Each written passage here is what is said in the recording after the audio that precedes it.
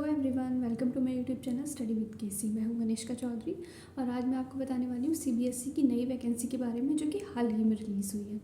लेकिन उससे पहले मैं आपको ये बताना चाहती हूं कि यूट्यूब पर बहुत ऐसे प्लेटफॉर्म्स हैं जो कि नई नई वैकेंसीज़ के बारे में मिसगाइड करते हैं। तो आप मिसगाइड मत होना, किसी भी वीडियो पर ट्रस्ट करने से पहले गूगल से या कहीं और से भी उसको देख लेना कि वीडियो सही है कि नहीं। इसी तरीके की बहुत सारी वीडियोस देखने के बाद मैंने ये फ़ैसला लिया है कि मैं इस टाइप की वीडियोस अपने यूट्यूब चैनल पर बनाऊंगी और ये इस टाइप की मेरी पहली वीडियो है। तो चलिए देखते हैं। देखिए, सीबीएसई ने 2 पोस्ट पर वैकेंसीज रिलीज़ की हैं। पहली वैकेंसी है सुपरिंटेंडेंट की और दूसरी वैकेंसी है जूनियर आर्टिस्ट की।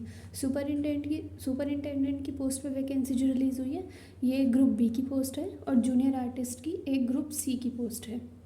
सुपरिंटेंडेंट की वैकेंसीज़ 142 आई हैं और जूनियर असिस्टेंट की 70 वैकेंसीज़ आई हैं। और इसकी हम सैलरी देख लेते हैं कि सैलरी क्या होने वाली है। सुपरिंटेंडेंट की पोस्ट के लिए आपको पे लेवल 6 की सैलरी दी जाएगी जो कि 35,400 से लेके 1,12,400 तक हो सकती है। और जूनियर असिस्टेंट की पोस्ट के लिए आपको पे लेवल 2 की सैलरी दी जाएगी जो कि 19,900 से लेके 63,200 तक हो सकती है। अब देख लेते हैं कि एलिजिबिलिटी क्या है, कौन कौन इस फॉर्म को भर सकते हैं। देखिए, सुपरिंटेंडेंट की पोस्ट के लिए आपके पास एक बैचलर डिग्री होनी चाहिए और आपके पास working knowledge of computer applications जैसे कि Windows, MS office, handling of large database और इंटरनेट की नॉलेज आपके पास होनी चाहिए। और अगर नहीं भी है तो ये आप 1-2 महीने में आराम से सीख सकते हैं। तो अगर आपके पास बैचलर डिग्री है तो आप ये फॉर्म ज़रूर फिल करें। और जूनियर असिस्टेंट की पोस्ट के लिए आप सिर्फ 12th पास होने चाहिए। अगर आपने 12th की हुई है तो आप इस पोस्ट के लिए फॉर्म भर सकते हैं। अब एज की बात कर लेते हैं। सुपरिंटेंडेंट की पोस्ट के लिए आपकी मैक्सिमम एज 30 ईयर्स होनी चाहिए और जूनियर असिस्टेंट के लिए आपकी एज 18 to 27 ईयर्स होनी चाहिए। अब एज रिलैक्सेशन देख लेते हैं। अगर आप यहाँ पे SC ST के लिए 5 ईयर्स का एज रिलैक्सेशन है, OBC NCL के लिए 3 ईयर्स, PWD अनरिजर्व के लिए 10 ईयर्स, PWBD OBC NCL के लिए 13 ईयर्स, PWBD SC ST के लिए 15 ईयर्स और वुमेन के लिए 10 ईयर्स का एज रिलैक्सेशन है।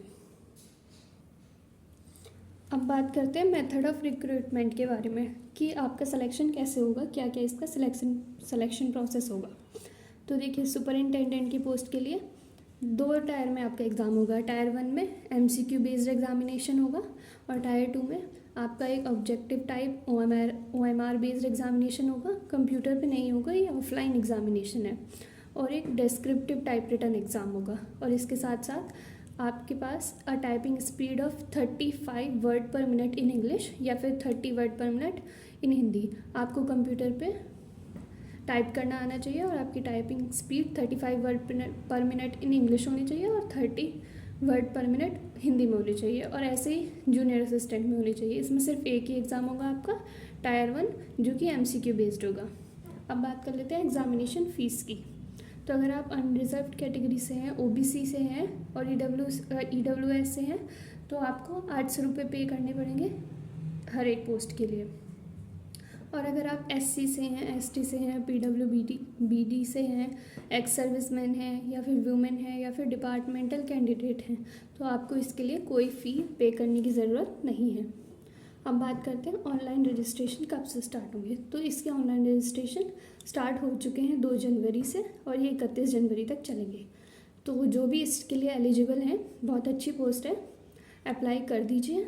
और अगर आप चाहते हैं कि मैं आपको इसका सिलेबस बताऊं तो आप मुझे कमेंट सेक्शन में बता सकते हैं। मैं एक वीडियो सिलेबस पे भी बनाकर डाल दूँगी और इसके जो ऑफिशियल लिंक है वो भी मैं डिस्क्रिप्शन में डाल दूँगी।